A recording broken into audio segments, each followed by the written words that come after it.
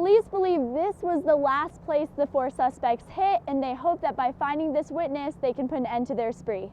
Chrysler's plan is to install a hitch right here under the bumper, but as of now, there are no hitches available. The two kidnappers brought the man from across the street to this ATM where they were hoping to get some money, but instead found the man had insufficient funds. Guests staying at this hotel got a reverse 911 call and were told to stay in their rooms until further notified.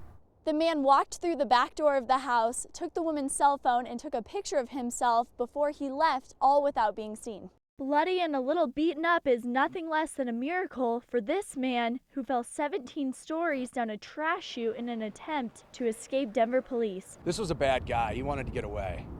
I mean, he seriously risked his life. Donnie Griffin is a fugitive out of Texas who escaped fraud charges back in September. He was living with his mother in the Glass House Apartments off Bassett Street in Denver when police surrounded the building. Griffin slid down a bedsheet from the 20th story to Craig Branton's balcony below and entered his apartment. It's unsettling for sure. It's still kind of surreal. You don't realize that this guy was actually in there. Griffin quickly fled the apartment and took off down the hall, where he then jumped into a trash chute. Police were waiting for him at the bottom. I'm not sure which is more dangerous, going over the edge or going into the trash chute. Nothing was taken from Branton's apartment, but Griffin could be facing a burglary charge. In Denver, Maggie Litt, CBS 4 News. Friends and family gathered to honor 20-year-old Terrell Ethereum, who was found stabbed to death near Sand Creek Wednesday.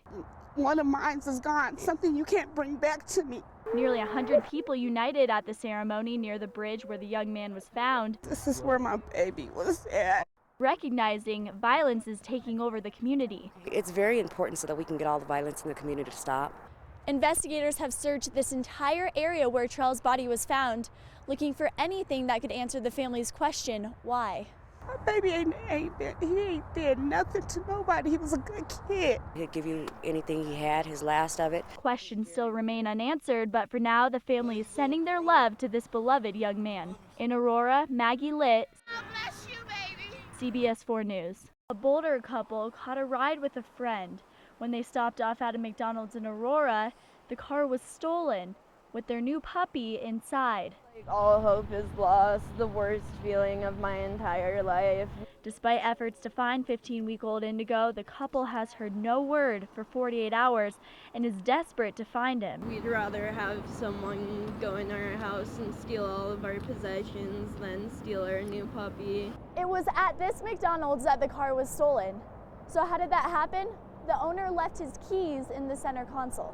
He noticed as he was walking into the McDonald's that there was a strange-looking guy eyeing him and giving him a really weird look. The stolen car pictured is an old Toyota Corolla with unmarked license plates. If you have any information about the suspect or Indigo's whereabouts, you are asked to call Aurora Police. In Aurora, Maggie Litt, CBS 4 News.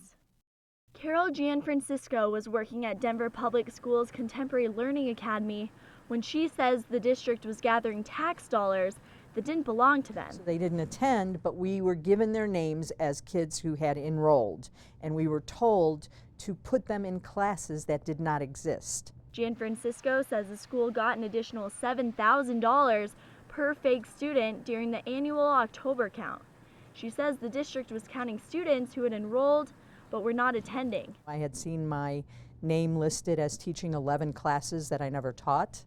That really sort of confirmed to me that this probably needed to be told to somebody. When she blew the whistle on what was happening, she says the district retaliated and eliminated her job.